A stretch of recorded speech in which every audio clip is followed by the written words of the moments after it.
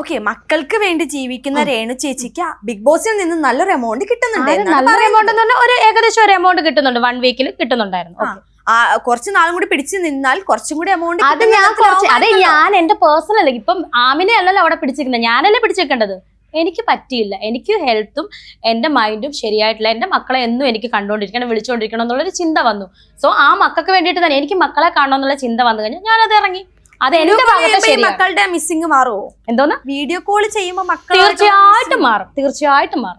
എന്റെ personal as A person എന്ന ഒരു അമ്മ എന്ന നിലയ്ക്ക് വീഡിയോ കോൾ, എത്രയോ പേര് ദുബായിലും ബഹ്റിലും ഒക്കെ 2-3 വർഷം അമേരിക്കയിലും ഒക്കെ പോയി നിൽക്കുന്ന ഒരുപാട് പ്രവാസികളില്ലേ, അവരൊക്കെ മക്കളെ പൊടി കുഞ്ഞുങ്ങളെ ഇട്ടിട്ടാണല്ലോ പോകുന്നത്. അവർ വീഡിയോ കോൾ ചെയ്ത് അവരുടെ വിഷമം മാറും. നമ്മൾ പ്രവാസികളൊക്കെ ഒരുപാട് പ്രവാസികൾ, അപ്പോൾ നമ്മളെല്ലാം വീട്ടിലുള്ളവരെ വിളിക്കുന്നതൊക്കെ വീഡിയോ കോളിലാണ്. കുറച്ച് സങ്കടമൊക്കെ മാറും. അത് കറക്റ്റാണ്, ന്യായമാണ് പറഞ്ഞത്.